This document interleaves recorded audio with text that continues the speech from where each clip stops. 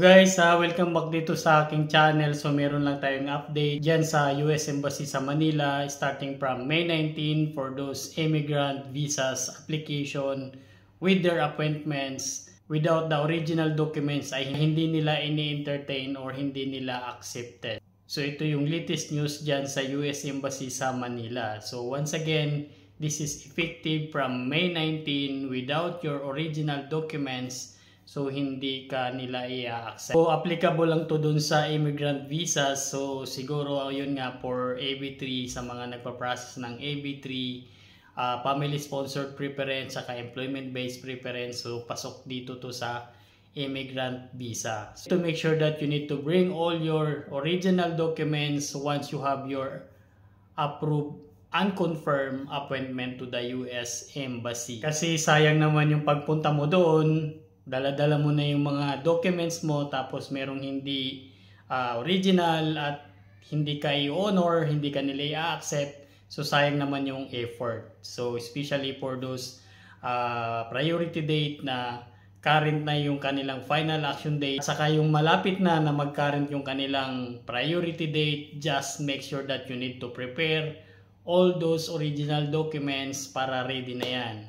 Para pag meron ka ng slot for interview, wala nang delay at ready na lahat ng original documents. So nandyan nga sa website naka-emphasize yung mga original documents na dapat dalhin. So number 1 dyan is yung passport na dapat ay 60 days validity to travel. So next is yung original civil documents. So ano-ano ba yung mga civil documents na yon na mga pinasa natin dun sa DES 260?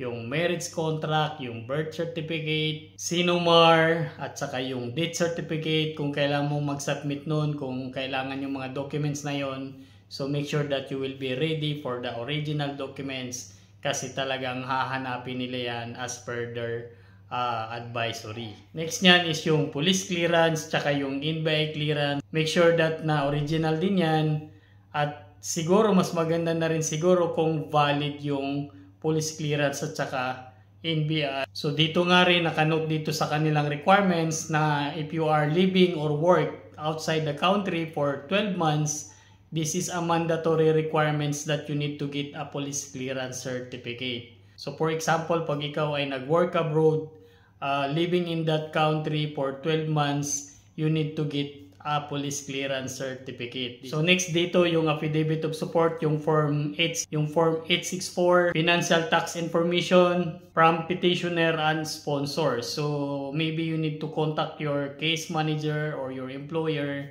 so that they can provide you original documents with regards to these requirements. So next documents that they are asking for original also is yung DES 260. So ito yung pinipilapan natin dun sa website ng DES 260, yung page confirmation. At lastly na documents na required nila is yung interview appointment letter. So ito yung mga documents na dapat mong i-prepare. So passport, civil documents, police clearance, NBI clearance, tsaka yung affidavit of support, DES 260 at saka yung appointment letter confirmation. So ito yung mga dapat documents na sa tingin ko na dapat dadalhin mo considered as original documents para hindi ma-delay at hindi masayang yung schedule para tuloy-tuloy na yung process. So remember, this is for immigrant process, which is I believe this is applicable for